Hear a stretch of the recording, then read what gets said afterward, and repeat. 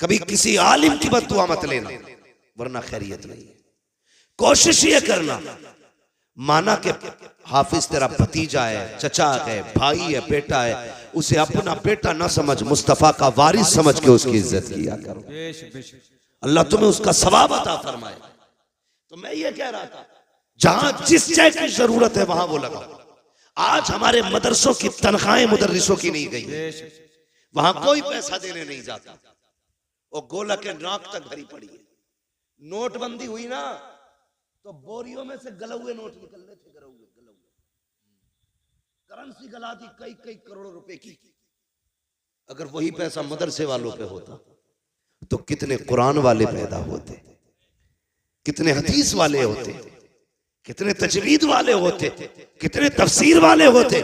खुदा की कसम हर घर में कुरान का दरख्त लगा होता।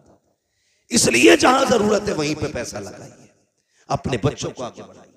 कमेटी वालों, जलसे के साथ साथ हमें बस्ती भी देखनी है, हमें हुजूर की उम्मत के गरीब भी देखने हैं, हमें बेटियां भी देखनी है, अपनी सोसाइटी को भी आगे बढ़ाना है।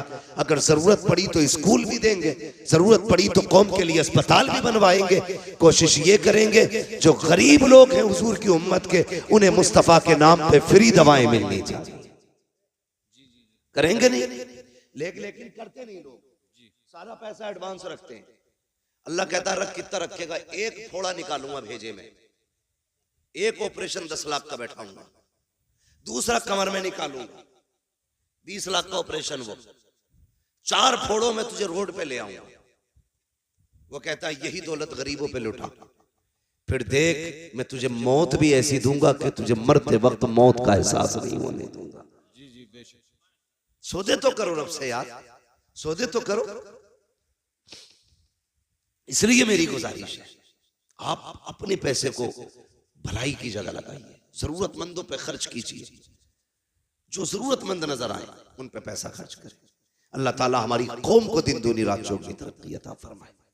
और एक बात बता दूं, जब भी हुजूर पे दुरूद पढ़ने की बारी आए ना, कंजूसी नहीं करनी। क्या नहीं करनी है? कंजूसी। क्या नहीं करनी है? कंजूसी। कंजूसी समझते हैं ना जी? मैं आप ही के इलाके का हूं, आप ही की जबान बोल रहा हूं। कंजूसी नहीं करनी है, बल्कि जब हुजूर पे दुरूद की बात आए तो फिर खुल के हुजूर के नाम पे दुरूद पढ़ना, बढ़ के हुजूर के नाम पे दुरूद पढ़ना। आपको लंगर भी खाना, कितनी डेगे बनती हैं? कई बनती हैं खिचड़े की, 4-5 डेगे बनती। जी जी जी, अल्लाह सलामत रखे। और हमारा तो अकीदा ये, इन्हीं लंगरों पे हमारी नस्लों के गुजारे। बरेली से आवाज आती, तेरे टुकड़ों पे पले गैर की ठोकर पे न डाल, झिड़कियां खाए कहां छोड़ के सदका तेरा। तो बच्चों की आदत डालिए दुरूद पढ़ने की। ये जो चुप रह गए ना, इनके बाप ने दुरूद पढ़ना नहीं सिखाया था। ये जो खामोश रहे दुरूद के मौके पर, इनको पढ़ना नहीं सिखाया था। तुम जानते हो दुरूद पाक की बरकत कितनी अहम है। कभी सोच भी लिया करो, अपने बच्चों को दुरूद का आदी बनाओ। अगर बच्चा स्कूल जाए, ड्रेस में देर होती है, माँ कहती ले बेटे ये रहा मोबाइल, थोड़ी देर गेम खेल, अभी नाश्ता बना के लाती हूँ, अभी पराठा बना के लाती हूँ, अभी ड्रेस उठा के लाती हूँ, अभी तेरे जूते लेके आ रही हूँ। बच्चों के हाथ में मोबाइल दे के जाते हो। अपने बच्चों से कहो बेटे नाश्ते में 10 मिनट लगेंगे, 10 मिनट तक मुस्तफा पे दुरूद पढ़ना शुरू कर दो। तुम्हारे बच्चे 10 मिनट दुरूद पढ़ेंगे। दावे के साथ कहता हूँ, और यार सुनो तो सही, रोज जब तुम्हारे बच्चे हुजूर पे 10 बार दुरूद पढ़ेंगे, किसी दिन तो हुजूर पूछेंगे ये किसका बेटा है जो रोज दुरूद पढ़ता है, ये किसका लाल है जो रोज मुझे सलाम भेजता है, ये किसका बेटा है जिसने मुझ पे दुरूद भेजा है। कोई कहेगा आरिफ का बेटा है, कोई कहेगा आकिल का बेटा है, कोई कहेगा अब्दुल रऊफ का बेटा है, फरिश्ते कहेंगे अब्दुल रहमान का बेटा है। खुदा की कसम उनकी बारगाह में अगर तेरा नाम आ जाएगा, समझ लेना बेड़ा पार हो जाएगा। इसलिए आदि बनाओ बच्चों को। हम तो दुरूद से दूर हैं, सलाम से दूर हैं, पर कहते तो देखो अल्लाह अकबर। एक बहुत बड़े पाए के बुजुर्ग हैं, सफर कर रहे हैं, वक्त असर का था, वुजू करने की चाहत हुई, चाहते थे नमाज पढ़े, लेकिन इस कसरत से पानी नहीं था जितना आज पानी है। हर जगह पे टंकी लगी है। प्रधान ने टंकियां बनवा दी। अब कोई टोटी बंद करने तैयार नहीं है। खुला है तो खुला है पानी। और मेरे भाई इस्लाम ने बताया था पानी हिसाब से खर्च करना, एक एक बूंद का हिसाब क़यामत में देना है। ये इस्लाम हमें सबक देता है। आज लोग कहते हैं वाटर लेवल कम होता जा रहा है, उसी पानी को कम खर्च किया जाए। ये पैगाम तो 1400 साल पहले इस्लाम ने दिया था। मैं कुछ और कहना चाहता हो, आज पानी की कसरत है। कल पानी कहीं कहीं मिला करता था, वो भी कुओं से लोग पानी निकाला करते थे। किसी बस्ती में एक कुआं होता था, किसी इलाके में कुआं होता था, कहीं पे कोई चश्मा होता था, कहीं पे कोई नहर हुआ करती थी। आज हर दरवाजे पे समर से भी लगे हैं। पानी की कसरत है। वो बुजुर्ग नमाज के इरादे से है, असर का वक्त है, सफर कर रहे हैं। सामने बस्ती नजर आई, सोचा यहाँ पानी मिल जाएगा। बस्ती के करीब आए, एक कुएं को पाया, सोचा वुजू करूं, नमाज पढ़ना है। जैसी गए क्या देखते हैं, पानी तो था, डोल और रस्सी नहीं थी। दाएं बाएं देखने लगे, हैरत में थे, क्या किया जाए, पानी कहां से लाया जाए। इतने में एक छोटी सी बच्ची छत से खड़ी थी। देख के कहती है, बाबा आपका कुर्ता बता रहा है, आपका मामा बता रहा है, आप कोई अल्लाह वाले हो, आप कोई आलिम दीन हो। हाँ बेटी, कहा क्यों परेशान हो। कब वुजू करना है, नमाज पढ़नी है। कब फिर देर किस बात की है। कब बेटी पानी कुएं में है और कुआं गहरा है, कोई रस्सी नहीं है, डोल लगी है, पानी कैसे निकालूं। जब पानी निकलेगा तब वुजू होगा। बच्ची मुस्कुरा के कहती है, ताज्जुब है आपकी दानाई पर, आप अल्लाह के बंदे हो करके इतना हिसाब लगा रखे हो कि डोल रस्सी आएगी तब पानी निकलेगा। का फिर का ठहरिए। बच्ची करीब आई है। आने के बाद बच्ची ने कुएं की तरफ झांका और अपना थूक कुएं में डाला। जैसी थूका है, पानी किनारे पे आके रुक जाता है। कहती बाबा अब वुजू भी कर लीजिए, नमाज पढ़ लीजिए। उन बुजुर्ग ने पानी भरा, नमाज पढ़ी है। उसके बाद कहते हैं बेटी बता तो सही, तेरी उम्र इतनी है, तूने कोई नमाज भी नहीं पढ़ी होगी, तुझ पे भी रोजे भी फर्ज नहीं हुए होंगे, तुझ पे अर्ज भी फर्ज नहीं होगा, लेकिन ये तो बता बेटी ये कमाल कहां से लेके आई है। तूने पानी में थूक दिया, पानी ऊपर आ जाता है। बच्ची ने कहा था बाबा जाइए, ये अंदर की बात है, राज में रहने दीजिए। कहा नहीं बेटी बता तो सही, ये कौन सा अमल किया है तूने कि तेरे थूक में इतनी पावर है, पानी किनारे पे आ गया। बच्ची ने कहा सुनो बाबा, मेरी अम्मी जब रात हो जाती है मुझे 1000 दानों की तस्बीह देती है और उस वक्त तक सोने नहीं देती जब तक 1000 मर्तबा मैं हुजूर पे दुरूद नहीं पढ़ लेती हूँ। ये सजदों का कमाल लगी, ये मुस्तफा पे दुरूद पढ़ने के कमाल से पानी। क्या बात है, नारे तकबीर, नारे रिसालत, मसलक के आला हजरत, नबी के गुलामों की शान, जन्नत के हैं मेहमान, मुफ्ती हम्मद रजा साहिब क़िबला। आदत डालो दुरूद पढ़ने की, अपने बच्चों को दुरूद पाक सिखाओ। सिखाएंगे इंशाल्लाह, सिखाएंगे इंशाल्लाह। खाली वक्तों में तस्बीह दे दिया करो और ये होड़ लगा दो, जो आज ज्यादा दुरूद पढ़ेगा उसे शाम को यही नाम दिया। बेशक बेशक लगाओ ये बच्चों में से। जी जी जी। जिसके महीने में सबसे ज्यादा दुरूद होंगे उसे महीने के लेवल का इनाम दिया जाएगा। साल भर में जिसके ज्यादा दुरूद होंगे उस बच्चे को साल भर के हिसाब से सबसे बड़ा इनाम दिया जाएगा। चाल यजीद। फिर देख मुस्तफा कितने मेहरबान होते। जी जी जी, कितने मेहरबान होते। लोग कहते हैं बड़ा जी चाहता है मदीना देखूं, तू दुरूद की आदत डाल ले, हुजूर मदीने से तेरे घर चल के आ जाए। करो ना ऐसे काम, आदत डालो, आदत डालिए, बच्चों को सिखाइएगा। और ये तहजीब ये बचपन से बच्चों को सिखाई जाती है, बचपन से सिखाई जाती है। आप गौर कीजिएगा। करबला जानते हैं ना, करबला कितने लोग जानते हैं? करबला का नाम कितने लोगों ने सुना है? सबने सुना, सबने सुना ना। जी जी। जिन्होंने हाथ उठाए, अल्लाह नजफ अशरफ के रास्ते सबको करबला शरीफ की हाजिरी नसीब फरमा दे। ठीक है जी, सारे लोग करबला को जानते। जी जी। आप पूरी करबला पढ़ डालिए, पूरी करबला। वहां लाशें भी थी, डर भी था, तन्हाइयां भी थी, जंगल था, दहशत थी, गम था, दर्द था, भूख थी, प्यास थी। कौन सा सितम ऐसा था जो करबला में ना था? किसी का एक बेटा मर जाए, लोग कहते हैं कमर टूट गई। सलाम करो सैयदा ज़ैनब को, जिसके सामने बेटों की लाशें भी थी, जी जी, भतीजों की लाशें भी थी, सगे भाई की लाश भी जिसके सामने पड़ी थी। मगर सलाम ज़ैनब तेरी हिम्मत को, खुदा की कसम तूने अली की बेटी होने का हक अदा करके दिखाया। जी जी, बेशक। मैं कहना यह चाहता हूं, इस सब के बावजूद खेमे जले थे, अहले बैत अतार की दौलत लूटी गई थी, लेकिन कोई ये नहीं बता सकता किसी ने अहले बैत की बेटियों को बिना नकाब के किसी का चेहरा देख लिया। हर सितम अपनी जगह था, मुस्तफा की शरीयत अपनी जगह थी। जी जी बेशक बेशक। सैयदा ज़ैनब ने 13 मुहर्रम को सफर शुरू किया। जी जी जी। कितने को? 13। सारे बोले कितने को? 13 मुहर्रम। 13 मुहर्रम को करबला से चले, 27 रमजान को मदीना शरीफ पहुंचे। जोड़ के लगाओ हिसाब कितने बने? मेरे हिसाब से तकरीबन 9 महीने बनते। जी कितने महीने? 9। जोर से कितने? 9 महीने बनते। लेकिन इस 9 महीने के सफर में सैयदा ज़ैनब जब मदीना शरीफ पहुंची थी तो 72 कुरान मुकम्मल कर चुकी थी। जी जी बेशक। सुभान अल्लाह सुभान अल्लाह सुभान अल्लाह। 72 कुरान 9 महीने के सफर में किसी ने सैयदा ज़ैनब का एक बाल तक नहीं देखा था, एक बाल तक। तारीख अपनी जगह है, लिखने वालों ने लिखा, लेकिन मेरा ईमान ये कहता है किसी की मां ने वो दूध नहीं पिलाया जी जी बेशक बेटे को जो अली की बेटी की कोई चादर छीन लेता। जी जी हाँ बेशक। नहीं छीन सकता था, इसलिए कि उनकी इज्जत की हिफाजत का वादा तो रब ने पहले कर दिया। बेशक बेशक। और चादर समझ छीनने का मतलब समझते हैं? जी जी जी। बेटी के सर से चादर खींचना उसकी इज्जत खींचने के बराबर। अली की बेटी के सर से चादर, वो भी अली की बेटी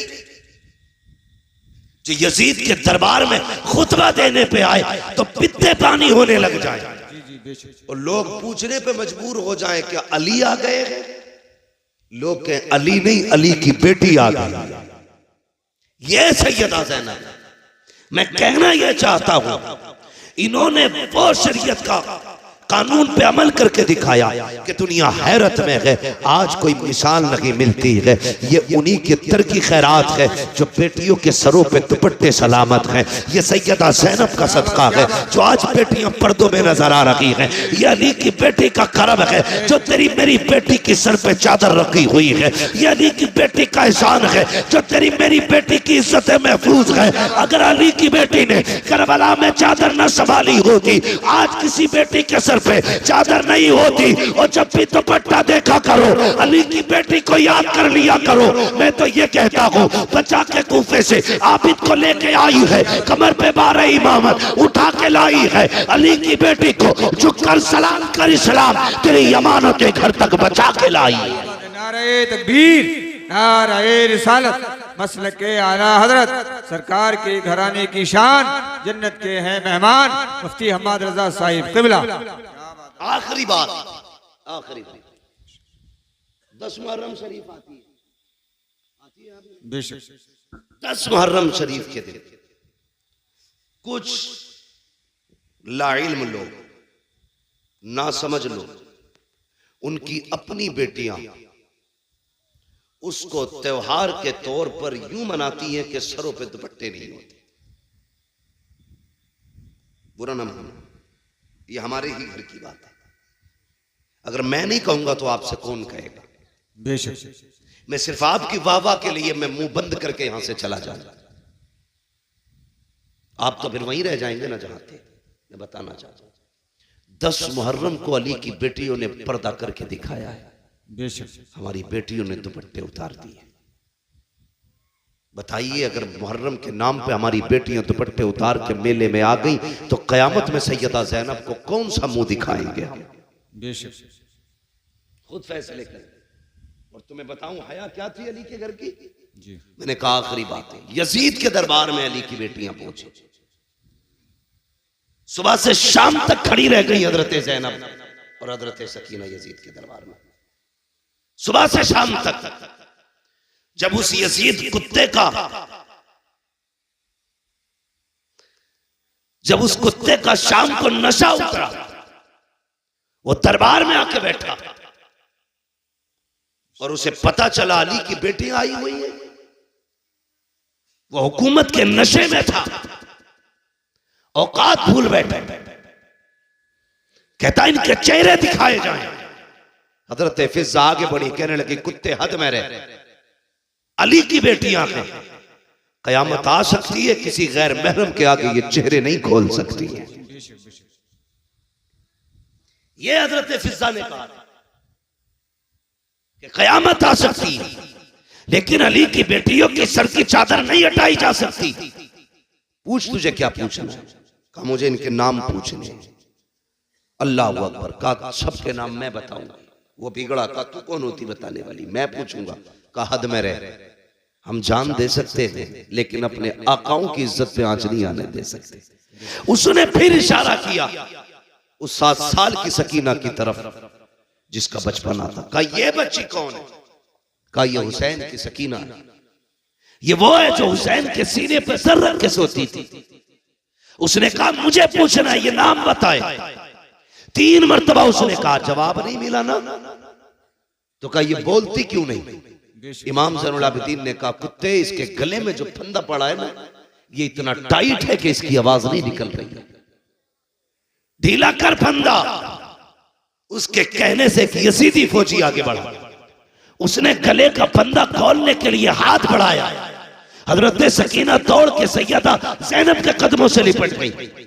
वो उधर गया तो वहां से हटके इमाम ज़ैनुल आबिदीन के कदमों में। यजीद ने कहा था इस बच्ची को क्या हो गया है, ये गले की रस्सी क्यों खोलने नहीं देती? तब हजरत ज़ैनुल आबिदीन का तेवर बदला, लहजे में अली की जुर्रत आई है, वो जोश था, पूरा दरबार कांप गया। चीख के कहा था कुत्ते, ये सकीना 7 साल की जरूर है लेकिन अली की बेटी है, ये मर तो सकती है लेकिन गैर महरम का हाथ इसके गले को लग जाए, ये दोबारा नहीं कर सकती। बात है, सुभान अल्लाह, बेशक बेशक। अली की बेटी ऐसा पर्दा करे और तेरी बेटी 10 मुहर्रम को तमाशा करे, ये हुसैनियत है, ये यजीदियत है। अगर ऐसा तुम्हारी बेटियों ने किया तो कयामत के दिन कोई बचाने वाला नसीब नहीं होगा। अपनी बेटियों से कहना जैसी मुहर्रम का चांद नजर आ जाए, हर दरवाजे पे सबील का इंतजाम होना चाहिए, हर घर से लंगर बटना चाहिए, हर घर से कुरान की आवाज आनी चाहिए। जी जी बेशक। हर नमाज के बाद तिलावत करो, इतना कुरान पढ़ो कि जमाने को पता चल जाए कि जिस हुसैन ने नेज़े पे पढ़ के कुरान सुनाया था, उनके चाहने वाले आज जमीन को कुरान की खुशबू से मुअत्तर कर चुके हैं। बेशक बेशक। करेंगे इंशाअल्लाह, इंशाअल्लाह पढ़ेंगे कुरान। जी। मेले में बच्चियों को भेजोगे? ना। बोलो, सब नहीं बोल रहे, कदाल में काला है। बच्चियों को भेजोगे मेलों में, उनको पर्दा सिखाइए, उन्हें बताइए कि कनीज़े फातिमा हो तुम। हया तुम्हारी सबसे बड़ी दौलत है। जी बेशक। हया तुम्हारी सबसे बड़ी दौलत है। अल्लाह ताला हम सबको करबला वालों की खैरात से मालामाल फरमाए। आमीन आमीन। हम सबको मौला करबला वालों का फैजान अता फरमाए। आमीन। मौला करीम हमारी नस्लों में बुजुर्गों का फैज अता फरमा। हमारी नस्लों को अल्लाह वालों से मोहब्बत करने वाला बना। आमीन। मौला करीम हमारी नस्लों को हुसैन और आले हुसैन का आशिक बना। बस जो हुए गलत उनको माफ फरमाए रब्बे कायनात। जिंदगी ने दिया साथ, फिर होगी मुलाकात। चमन रहा फूल खिलेंगे, जिंदगी रही फिर मिलेंगे। मुसाफिर हैं हम भी, मुसाफिर हो तुम भी, किसी मोड़ पर फिर मुलाकात होगी। फकीरान आए सदा कर चले, सदा खुश रहो ये दुआ कर चले।